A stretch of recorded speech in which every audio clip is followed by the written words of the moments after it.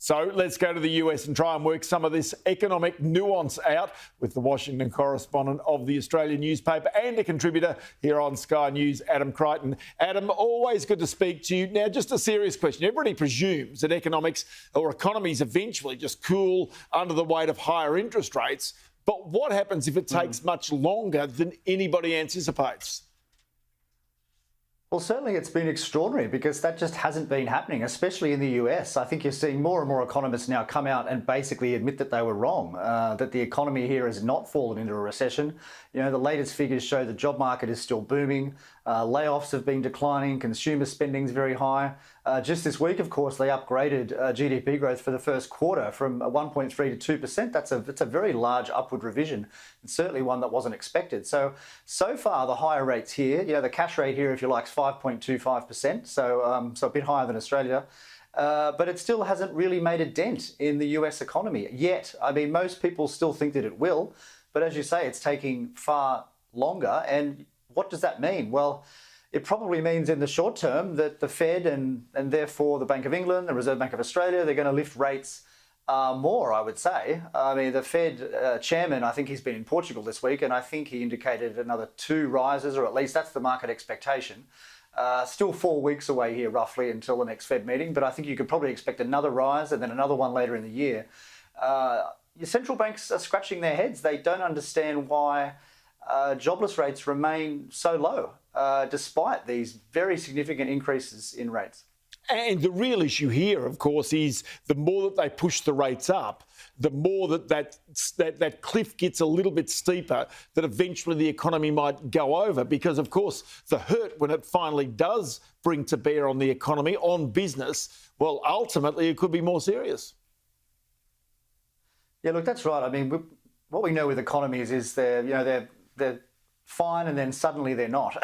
And things happen very quickly. As we saw in the global financial crisis or COVID, there's some event that will happen, and that's what will suddenly derail the economies. I mean, Australia's the more concerning one with the interest rate increases, because you've just got that huge proportion of mortgage holders with variable rates. And that's not something that's the case in the US or in England, where, you know, it's about 10% of households in those 2 countries or something like that. Don't hold me to that, but a very small fraction of home loans are variable rate, whereas in Australia, I think it's 60, 70%. So that's a huge structural difference. And that's why you basically see the Reserve Bank with a much lower cash rate than in the UK and the US, because Phil Lowe and the Reserve Bank Board are quite understandably worried that, you know, there'll be some cash rate increase, which just kind of tips enough people over the edge, and then suddenly that has a massive effect on spending and confidence, and maybe the stock market too. And that leads to a recession. So I think a lot of anxiety amongst central bankers, especially in Sydney.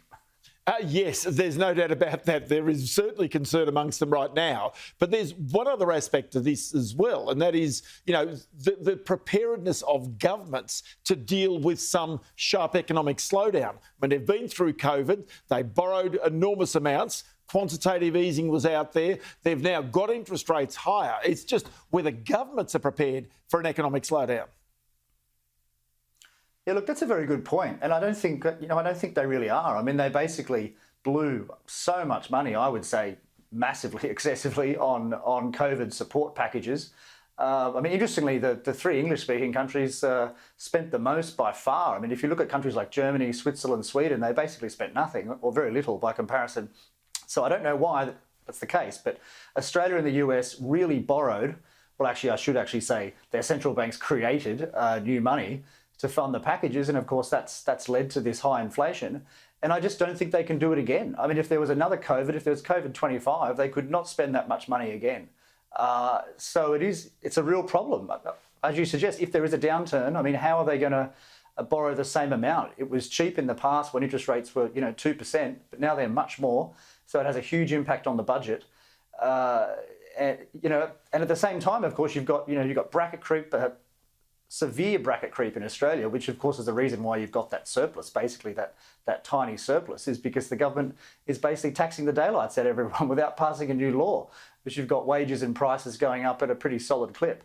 So the economy is not fundamentally strong. Even though the jobless rate is low, I don't think it's fundamentally strong, because you've got growing government, you've got increasing taxes, and you've got higher interest rates. Yeah, I'll tell you what, it's always good to have a chat to you about this because it's really good perspective. And Adam Crichton in Washington, we'll chat to you again very shortly.